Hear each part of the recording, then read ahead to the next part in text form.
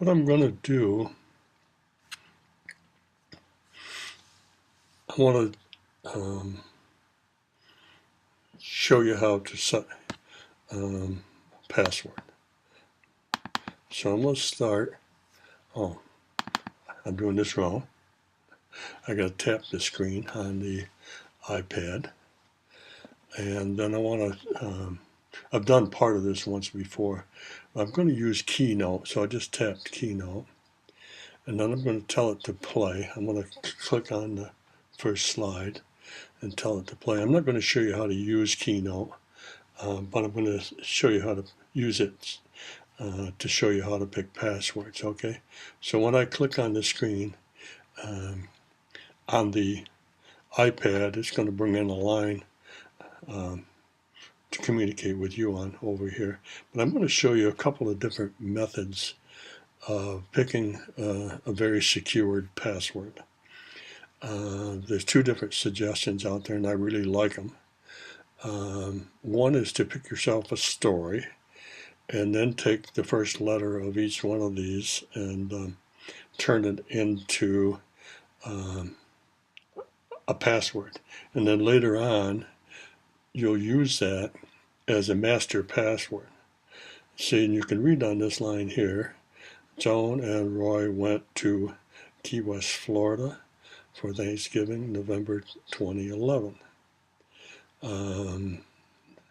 Now you might notice a difference. I did use an O in this line here instead of the 0 in the line above. You'll also notice that I capitalized the second letter all the way through, okay?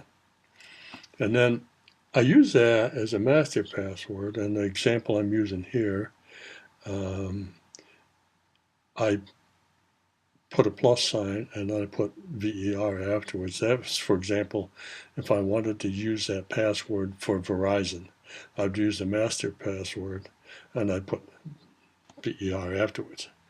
But then I discovered, and this is how I would write it down, I would capitalize the second letter, and so that I knew that my master password I used, I capitalized the second letter, and then put VER.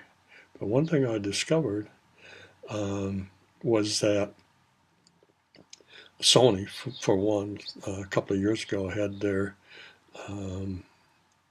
system hacked into, and when they had it hacked into, they had all the people's users' names and passwords stored in straight text files. They were not encrypted. So then I realized that what I should do is to change that coding.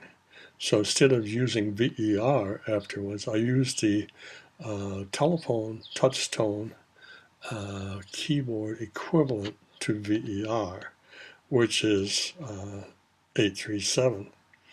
So now I use the master plus VER, but as a touch tone, and then I write the master down as T VER, so I know it's a touch tone telephone keypad equivalent.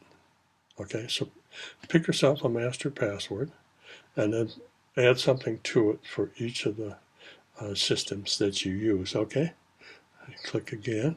This one was recent. I found out from a Trish Hussey,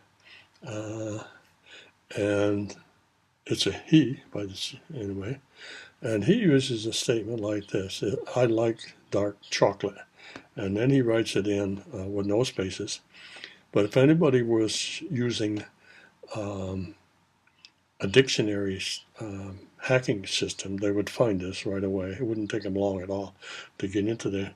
So what he does is he substitutes letters and numbers.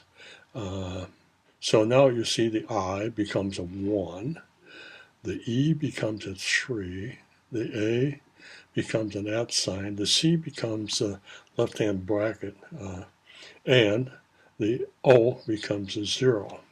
So now, this is how he would write it. And he throws the ball back in at the end.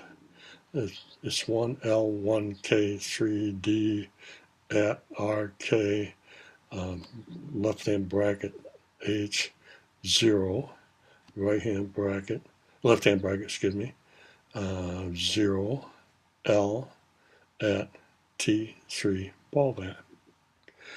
Now what I would suggest, he didn't suggest this, but I would suggest using this as a master password and then adding to it after that. Okay? So that's it. So that's two great ways of creating yourself a very secured master password. Okay? And the most important thing you can do on the internet is to create yourself a password, a master, a very strong password. That's it. Bye-bye.